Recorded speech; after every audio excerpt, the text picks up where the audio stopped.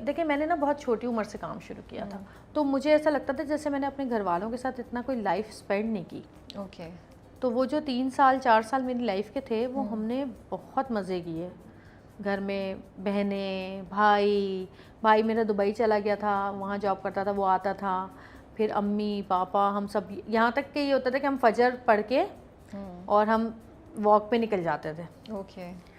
और वॉक करते थे 1 घंटा, फिर असर के वक्त फिर वॉक करने चले जाते थे। तो बड़ा अच्छा एक वो टाइम ऐसा गुजरा मज़ेदार सा कि मुझे ऐसा कभी फील नहीं हुआ। हाँ, फाइनेंशियली तौर पे थोड़ा बहुत होता था कि यार पहले तो पैसे आ रहे थे, अब पैसे भी नहीं आ रहे। मेरा अगला क्वेश्चन यही था कि वो जमा किए हुए थे या उसका भी ब्रेक थोड़ा हिट किया? एक्चुअली वो उस वक्त देखिए जब आप काम कर रहे होते हैं ना तब आपको इन चीज़ों की ज़्यादा ज़रूरत पड़ती है। जब आप घर में होते हैं ना तो आपके खर्चे वैसे ही कम हो जाते हैं। सही बात है। और मैंने अपनी जो मैं जो पैसा सारी ज़िंदगी जो भी मैंने कमाया, तो मेरी फैमिली ने कभी मुझसे कुछ लिया नहीं। घर चलता था वो पापा की उससे चलता था, बिजली के बिल होते थे वो पापा देते थे, गैस के बिल होते थे वो पापा भाई वगैरह सब जॉब करते थे। तो मुझसे कभी किसी ने ऐसा नहीं हुआ कि मेरे ऊपर किसी ने मेरी चीज़ पर डिपेंडेंट हो ना, तो इसलिए कोई फ़र्क नहीं पड़ा किसी को। और मुझे इसलिए नहीं पड़ा क्योंकि जब मैं शूट्स करती थी तब मैं कपड़े वगैरह बनाना, जाना आना, गाड़ी का पेट्रोल का ड्राइवर रखा हुआ, ये वो सारी चीज़ें, तो वो खर्चे वैसे ही ख़त्म हो गए।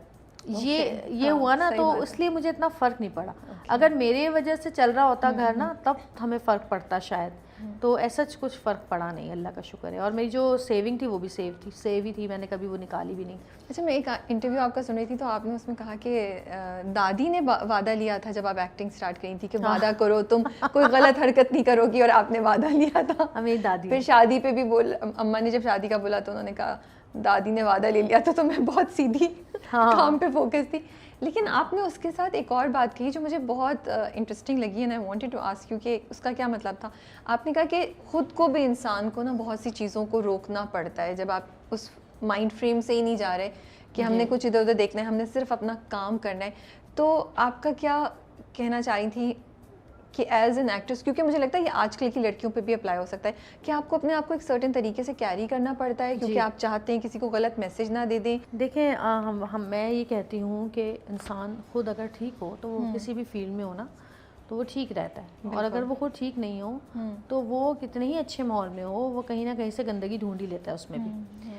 तो हाँ, पहले थोड़ा डिफरेंट थी चीज़ें और पहले के लोग डिफरेंट थे, और कोई अगर आपसे कुछ गलत बात करना भी चाहता था तो उसका भी तरीका डिफरेंट होता था।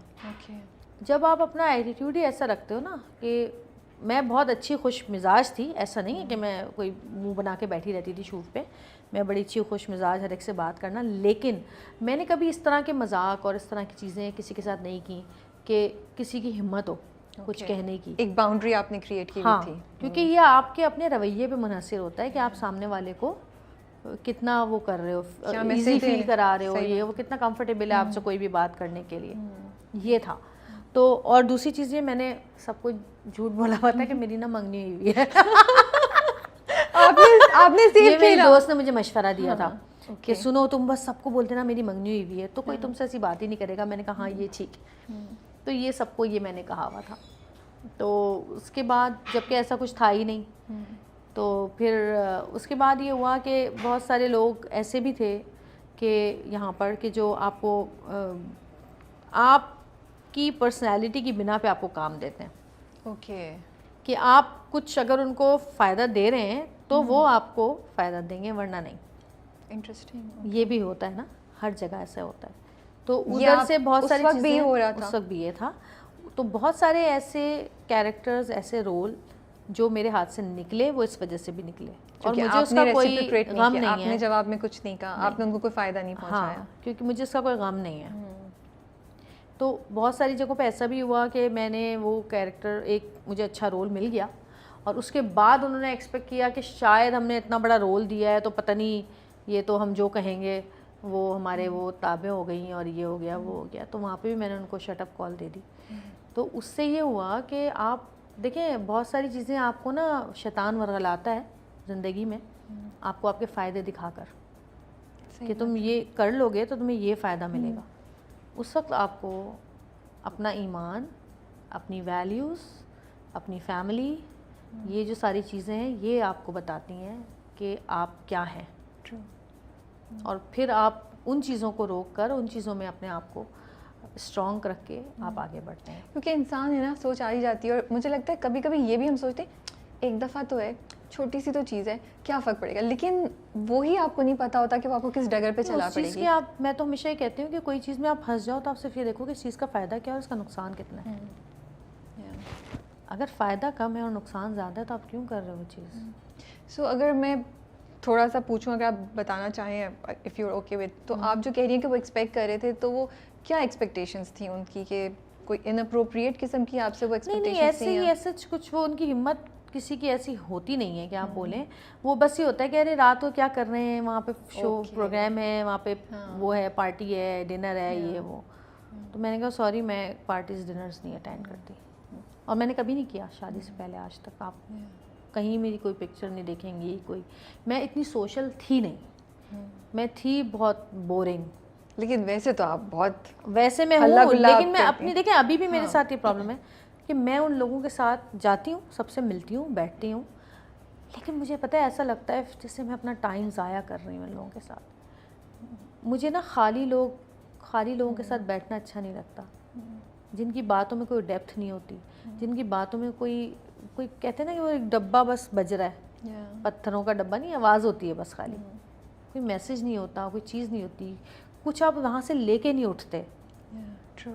जब आप कुछ कहीं से कुछ आप ऐसी चीज़ लेके नहीं उठ रहे, तो फिर आपका फ़ायदा क्या है वहाँ बैठने का, टाइम ज़ाया करने का। और वो भी एक कॉस्ट पे आप करें ना, अपनी फैमिली। हाँ, उससे तो बेहतर है कि आप अपने घर वालों के साथ बैठ के एंजॉय करें, अपनी फैमिली के साथ, अपने हस्बैंड के साथ, अपने बच्चों के साथ, अपनी बहन भाइयों के साथ। तो ऐसी जगह पे खोखले लोगों में बैठना मुझे पसंद नहीं है, मजबूरन मुझे बैठना पड़ता है, लेकिन बस ना मुझे ऐसा लग रहा होता है जो चिंटियाँ काट रही हैं, उठो उठो बस उठो बस उठो बस उठो, ये होता है। सही बात है, मुझसे नहीं बैठा जाता, मेरी शक्ल पे आ जाता है। बहुत कम दोस्त हैं जिनके साथ मैं बैठती हूँ, एंजॉय करती हूँ, हंसी मजाक है वो, लेकिन मुझे सिर्फ फेक लोगों में मैं नहीं बैठ सकती। अच्छा ये बताएं कि एक एज अ फीमेल एक्टर जब आप काम करती थी और अब आप जब दोबारा इंडस्ट्री में आई हैं, क्या कुछ चेंज हो गया है? क्या अब औरतों के लिए काम करना आसान हो गया है, बेहतर हो गया है, या उस वक्त बेहतर था? आपको क्या चेंज नज़र आ रहा है? देखिए, हाँ, मुझे ऐसा लगता है कि अब जो है ना, काम करना बहुत आसान है। ओके, ठीक है, लेकिन अब चूँकि बहुत सारी ऐसी चीज़ें आ गई हैं कि अगर आपके साथ कोई ऐसी कुछ गलत बात भी करता है तो आप सोशल मीडिया पर चले जाते हैं, आपके NGOs इतनी, आप एक क्लिक पर है ना हर चीज़। तो मुझे लगता है कि अब बहुत आसान है लड़कियों के लिए अपने आप को प्रोटेक्ट करना। हाँ,